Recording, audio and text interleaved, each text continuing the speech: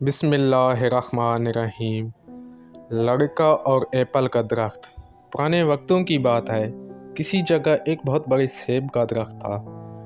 एक छोटा सा लड़का हर रोज़ वहाँ आकर दरख्त के साथ खेला करता, दरख्त पर चढ़ जाता, बेहतरीन सेब तोड़कर खाता और दरख्त की घनी छाँव में सो भी जाता।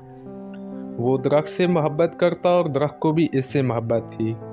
लड़का बड़ा हो गया, अब वो हर रोज़ दरख्त के पास खेलने नहीं आता, मगर कभी कभी मिलने ज़रूर आता। नीचे बैठकर खूब बातें करता और थोड़ा बहुत खेल भी लेता।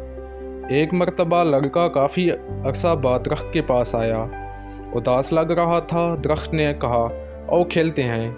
लड़के ने बेरुखी से जवाब दिया, मैं बच्चा नहीं रहा, अब मैं तुम्हारे साथ मज़ीद नहीं खेल सकता। मुझे खिलौने चाहिए जिसके लिए मुझे पैसों की ज़रूरत है।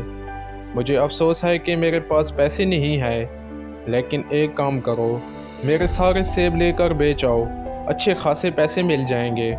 लड़का जज्बाती हो गया, सारे सेब तोड़े और खुशी खुशी चला गया। इसके बाद वो काफ़ी अरसे तक दोबारा नहीं आया।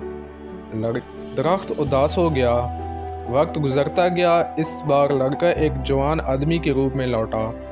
दरख्त इसे देखकर खुशी से झूम उठा, और मेरे साथ खेलो। दरख्त बहुत मसरूर था।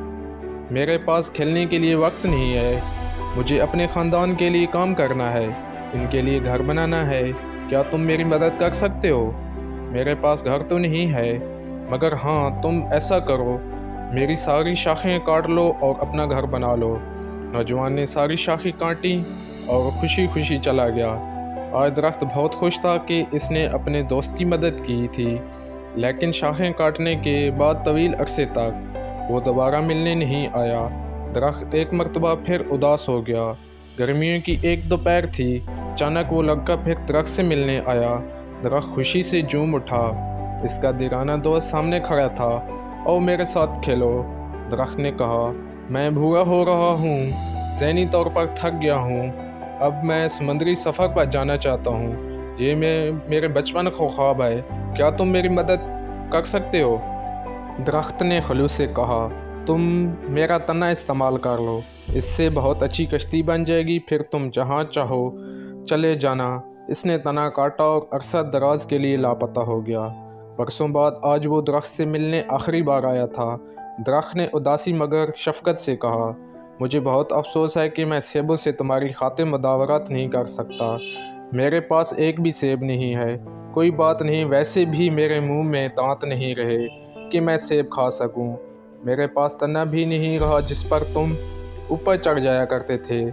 इस काम के लिए भी मैं काफ़ी भूखा हो चुका हूँ। इसने उदासी से मुस्कुराते हुए कहा, मेरे पास तुम्हें देने के लिए कुछ नहीं है सिवाय मुर्दा जड़ियों के डंडियों के। दरख्त ने उदासी से कहा, मुझे अब किसी चीज़ की ज़रूरत नहीं है, आराम के लिए ऐसे ही जगह की ज़रूरत है। भागते भागते थक गया हूँ मैं। आदमी वहीं ढेर हो गया। दरख्त ने खुशी दिली से कहा, शाबाश, आ जाओ मेरी आगोश में। आराम करने के लिए इससे अच्छी जगह और कौन सी हो सकती है। आज दरख्त बहुत खुश था। ये हम सब की कहानी है। वालिदैन दरख्त की तरह हैं। जब बच्चे छोटे होते हैं तो इनके साथ खूब खेलते हैं, मगर वो जब बड़े हो जाते हैं तो बस इसी वक्त के इनके पास आते हैं जब औलाद को इनकी कोई ज़रूरत होती है या वो किसी मुसीबत में होते हैं। इसके बावजूद चाहे कुछ भी हो जाए, वालिदैन हर वक्त कुछ ना कुछ देने के लिए तैयार रहते हैं, इसलिए कि उनकी औलाद खुश रहे।